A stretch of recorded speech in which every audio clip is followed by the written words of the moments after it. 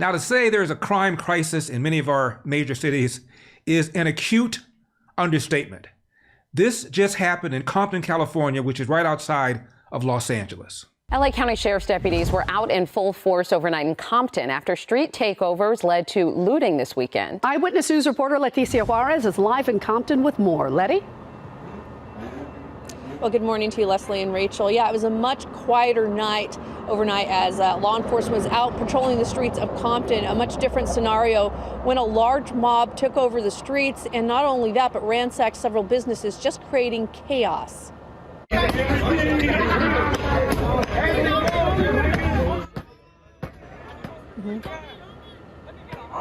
Now, this all happened early Sunday morning. You can see there as the crowd broke down the doors of the Arco gas station to get inside.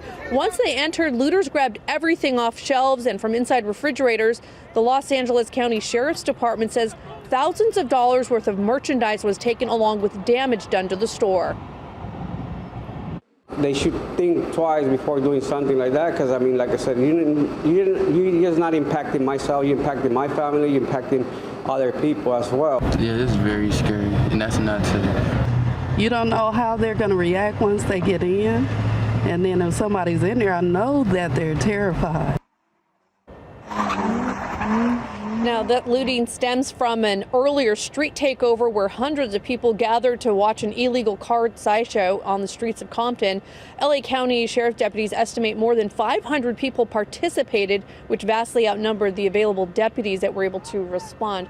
Now, so far, no arrests have been made, and the Sheriff's Department is asking anyone with information to contact them as well. Reporting live in Compton, Leticia Juarez, ABC 7 Eyewitness News. Over 500 people participated. No arrests. Where are the parents? And what's this penny ante stuff? Looting a convenience store, where does that get you? How much money does that get you? What's that worth? Is that like a career? You're gonna be a career criminal and break into 7-Elevens and loot whatever you can and fence it, consume it? You know, homicides are up in many of our major cities. Chicago saw murders increase in the year 2020. By the end of that year, nearly 800 homicides, up from about 500 of that number before that. And in 2022, New Orleans became the murder capital of the nation as to per capita murders in large cities. Blame soft on crime DAs, undermanned police departments, demoralized cops who no longer engage in proactive policing, and of course the epidemic of fatherlessness that we don't talk very much about. Got a question for you. Are you concerned with stock market volatility?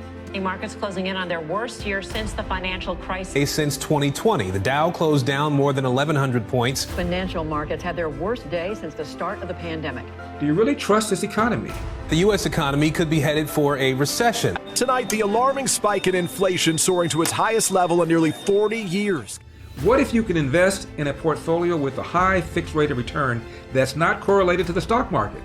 Well, you can turn your monthly income on or off, compound it, whatever you choose, and get this, there is no loss of principal if you need your money back, and absolutely no fees. Just log on to investyrefy.com. Folks, I personally invest with my own money with YRefi.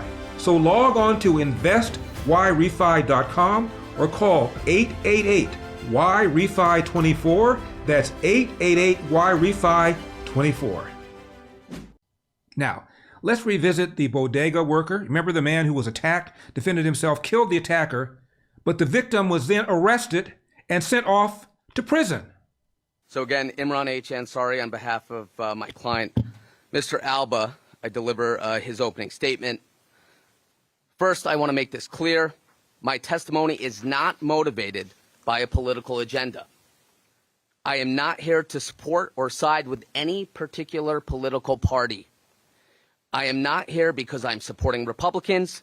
I am not here because I want to criticize the Democrats. I just want to tell the public about the horrible experience I had to go through because of crime in this city. An experience that has changed my life and that I will never forget. On July 1st, 2022, I went to work at the Bodega, just like any other day. I took pride in the hard work I put in every day at the store to earn my own money and support myself and my family. That is when I encountered a true and real threat to my life. After I simply told a woman that she could not have potato chips because her payment was declined. I was face to face with her boyfriend, who seemed ready to kill me. He attacked me violently, threw me around the store. The woman stabbed me herself. I truly believed they were there to kill me. So faced with this, I did what I knew I had to do to save my life. What the law allows me to do to save my life. I stabbed that man in self-defense. But when the police came, even though I was injured myself, I was placed under arrest. I was taken to jail. When I came before the judge, the prosecutor said I was being charged with murder in the second degree. They asked for bail, even though so many people are being let go these days, and I couldn't afford it. So I went to Rikers Island. I was forced into a crowded and unsafe intake cell. Even though I was injured, in jail I didn't get the medical treatment I should have received. I spent almost a week in Rikers Island before bail was lowered and I could be released. I was forced to endure the harsh conditions on Rikers Island as an innocent man. I still don't know why I was charged with murder. I believe that law enforcement and the DA's office didn't investigate the case fully.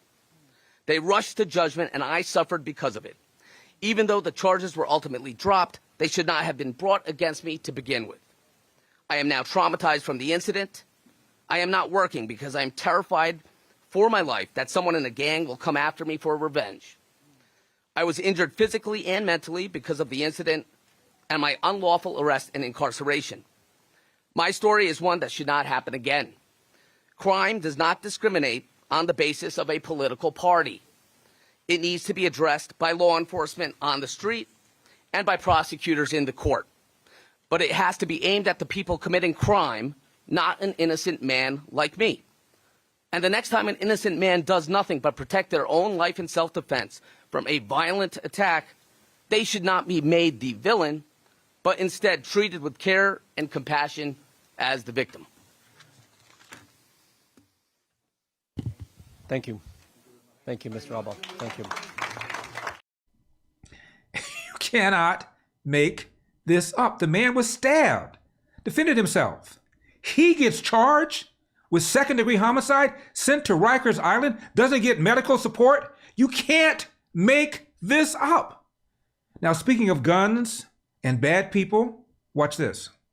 Bad people will always get guns. Always. That's the thing, because you know what? They're not giving up their guns. No, because they're the bad people. They're the bad people. I got tired of seeing black people every time we're in the media about guns. It's always bad. We are law-abiding citizens, and we're not going to give up our Second Amendment rights. And by the way, the fastest growing segment of gun owners, do you know who they are? I'm glad you asked. It's women. Women, yes. Black women. If you don't have guns, then the person who is physically stronger is always going to win. I do not like guns. I have guns. I don't like them, but I'm glad they exist because I'm as small as some women. And level the playing field. But here's the thing. If you're breaking into my home while I'm waiting on the police to come, right, I'm going to shoot you. That's why I have That's a gun. just the way it is. Me too. Because it's, I'm not, you know. Yes. And that's exactly what it is. I'm going to pray for you, but I'm going to shoot you. That is Winsome Sears, the Lieutenant Governor of Virginia, and Bill Maher, who every now and then shows a great deal of common sense. Now, I know you like the show, so please hit that like button and also hit that subscribe button. We want to get our subscriptions up. And scroll down a little bit and get on our mailing list. Why? Because every now and then, for reasons that confound us, YouTube has issues with our videos. To make sure you don't miss a single video, get on our mailing list. Also, see that donate button? Hit that, throw a little something in the tip jar. Make sure we can still giving you hard-hitting, candid, honest programming. Remember, LarryWithEpoch.com, LarryWithEpoch.com. I'm Larry Elder, and this has been the Larry Elder Show for Epoch Times. Remember, we've got a country to save. See you next time.